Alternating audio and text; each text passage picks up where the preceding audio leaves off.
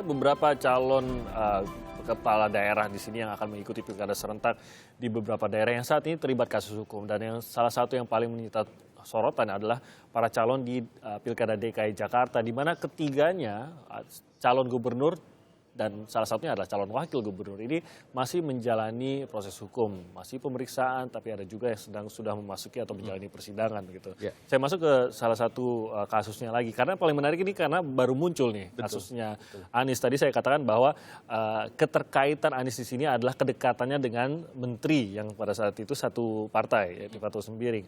Tapi kembali lagi melalui Anies, ini Aniesnya yang dilaporkan begitu. Memang pintu masuknya dari pelapor adalah aliran dana yang ke adiknya Anies. Tapi kalau melihat dari sisi ini, tetapkah ini terlihat sisi politik, dan sebenarnya pemberantasan korupsi kapanpun ya tentu saja kita sambut baik begitu.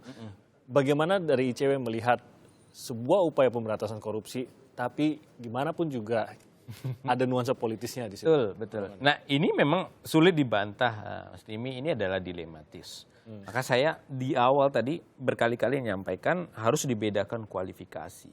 Saya termasuk kalau tindak pidana korupsi sudah jalan saja diproses oleh penegak hukum. Karena prinsipnya kan korupsi itu kejahatan jabatan.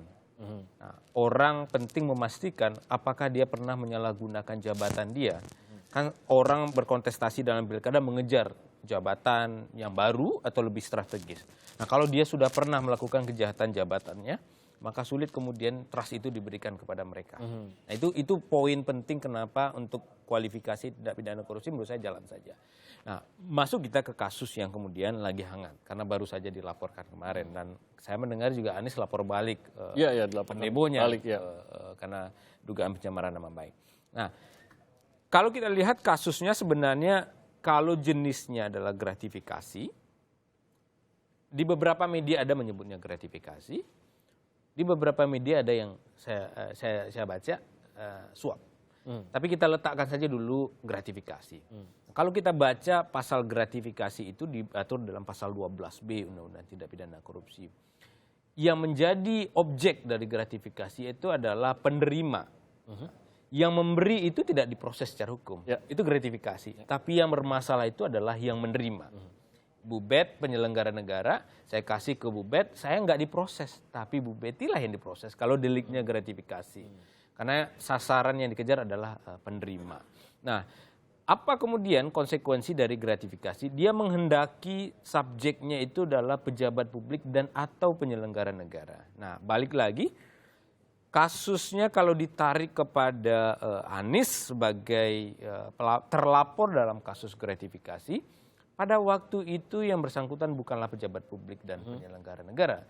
Sehingga sulit untuk mencantolkan pasal gratifikasi ke yang bersangkutan. Itu yang pertama. Yang kedua, tidak mungkin itu dianggap gratifikasi karena sudah lewat 30 hari. Nah, kalau sudah lewat 30 hari, gratifikasi berubah menjadi delik suap. Nah, misalkan saya memberi hari ini ke Bu Betty, kalau Bu Betty tidak laporkan kepada KPU, kalau Bu Betty laporkan langsung ke KPK hari ini itu masih bisa dianggap sebagai pasal gratifikasi. Tapi kalau lewat 30 seperti itu, Bu Betty bisa dikenakan pasal suap. Jadi gratifikasi yang akarnya adalah rootnya adalah suap. Itu yang membedakan. Nah, ini kan sudah lewat 30 hari. Maka tidak mungkin juga pasal gratifikasi akan dikenakan kepada yang bersangkutan. Oke, kita bergeser ke pasal suap. Mungkinkah pasal suap yang dikenakan?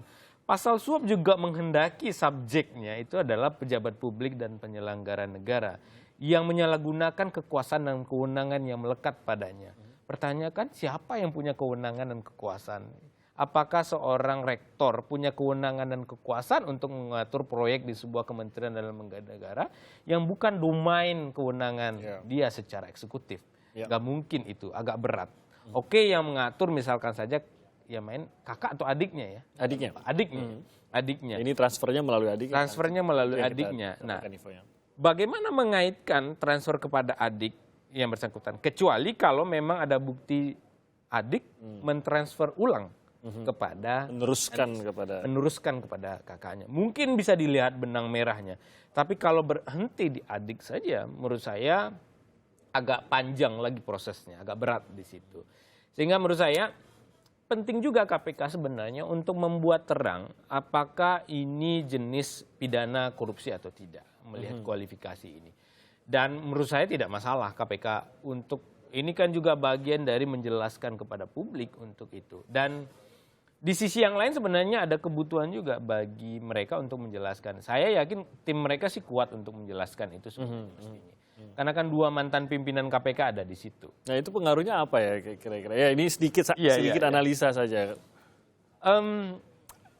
Sebenarnya yang saya khawatirkan pimpinan KPK masuk itu hanya sebagai labeling saja. Apakah dia membawa isu strategis pemberantasan korupsi belum tentu juga menurut saya.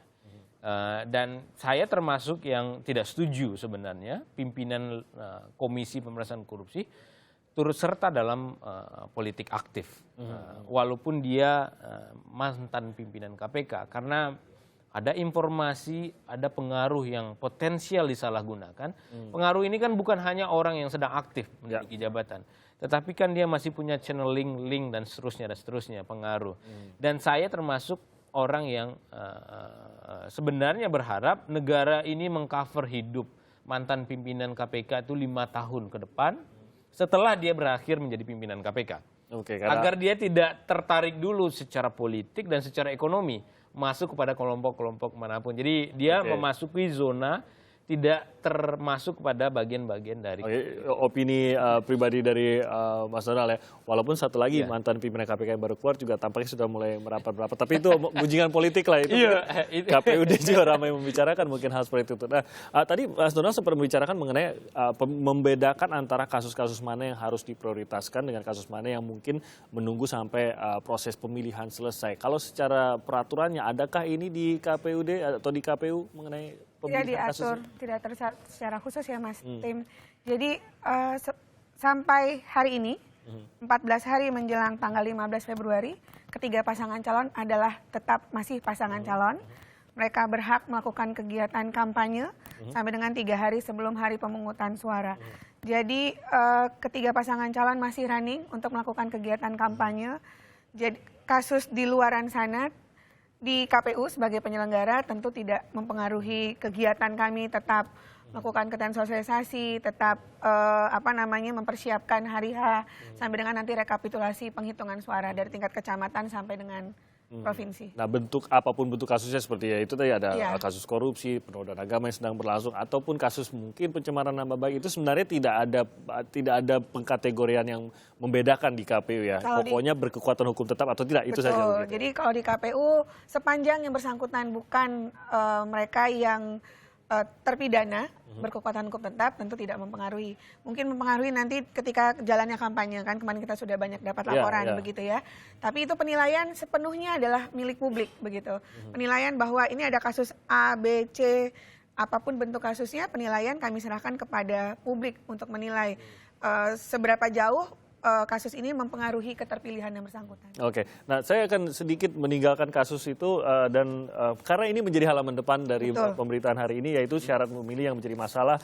Ada ribuan, paling tidak untuk DKI Jakarta yang bisa saya tanyakan di situ, 71.000 warga DKI Jakarta yang terancam tidak bisa mencoblos di pilkada. Ini adakah solusi atas ini atau siapa yang sebenarnya bisa menyelesaikan hal ini, dan antisipasi dari KPUD bagaimana terhadap ini? Iya, ini kan mereka yang tereksklud ketika dikeluarkan, ketika kami tidak menemukan mereka.